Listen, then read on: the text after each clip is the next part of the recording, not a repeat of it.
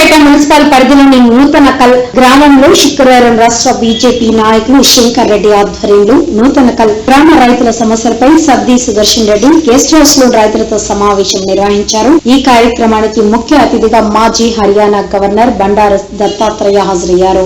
సమావేశంలో Gowdavelli railway bridge పనులు వెంటనే పూర్తి చేయాలని, కన్వెన్షన్ పేరీ అర్బన్ జోన్లలో ఉండటంతో రైతు భూములకు సరైన విలువ రావడం లేదని రైతులు ఆవేదన వ్యక్తం చేశారు.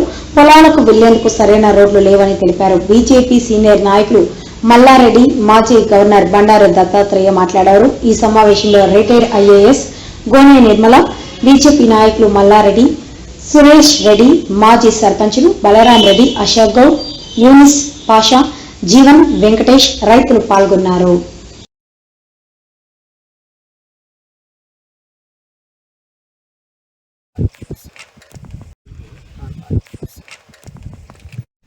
వారికి కూడా నూతనకల్ గ్రామం తరఫున స్వాగతం పలుకుతున్నాము.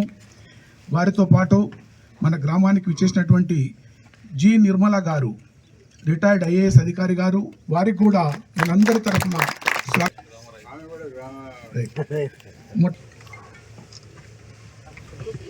మహానగరం అనేది సుమారుగా 2036 చదరపు కిలోమీటర్ల పరిధిలో వెళ్ళిపోయింది. ఇంత పెద్ద మహానగరాన్ని కొత్తగా దేశంలోనే ఇది చాలా గొప్ప నగరంగా వెలిసిల్లా అనేటువంటి ప్రయత్నం ఏది ఉందో ఇది ఒక రకంగా అభివృద్ధికి సూచనగా ముఖ్యమంత్రి గారు చెప్తున్నారు. అయితే ఎప్పుడైనా ఒక మహానగరాన్ని ఏర్పాటు చేస్తున్నప్పుడు మాస్టర్ ప్లాన్ అనేది చాలా అవసరం. 2036 కిలోమీటర్లకు ఉన్నటువంటి దీనిలో 2013లో ఉన్నటువంటి మాస్టర్ ప్లాన్ తోటి మళ్ళీ దీన్ని రూపొందిస్తామని ప్రభుత్వం ఆలోచన చేయడం సరైన విషయం కాదు. ఎందుకంటే ఎప్పుడైనా నగరాభివృద్ధికి మాస్టర్ ప్లాన్ అత్యంత అవసరం. ఎందుకంటే జోన్లు ఏర్పాటు చేయాల్సిన అవసరం ఉంటుంది. దాంట్లో ఏవైతే నివాస యోగ్యాలు ఉంటాయో ఆ నివాస యోగ్యాలు ఒకటి, పరిశ్రమలు వేరు, అలాగే విద్యా వైద్య రంగానికి సంబంధించి కొత్తగా వచ్చేటువంటివి, దాంతోపాటు కుంటలు, చెరువులు, ఇలాంటి వాటిని అన్నింటినీ కూడా సరైన విధంగా గుర్తించి వాటిని ఏ పరిధిలో రావాలనేది నిర్ణయం చేయాల్సిన అవసరం ఉంది.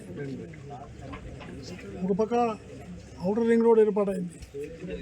ఔటర్ రింగ్ రోడ్ పరిధిలో ఉన్నటువంటి గ్రామాలు ఎన్నైతే ఉన్నాయో అన్ని గ్రామాల్లో ఉన్నటువంటి అత్యధికమైనటువంటి రైతులు వాళ్ళు కేవలము వాళ్ళ భూముల్లోనే వాళ్ళు ఇల్లు కట్టుకునేటువంటి పరిస్థితులు సమీక్షించాలని ముఖ్యమంత్రి గారిని కోరుతూ ఉన్నాము. దాంతోపాటు ప్రభుత్వం అధికారంలో రాకముందు రైతు రుణమాఫీ అన్నారు. కానీ నూతనకల్ గ్రామంలో రైతుల యొక్క సమావేశంలో నాకు వచ్చిన సమాచారం ఏంటంటే ఇక్కడ 10% రైతులకు కూడా రుణమాఫీ జరగలేదు. కాబట్టి అలాంటి ఉన్నటువంటి ఏవైతే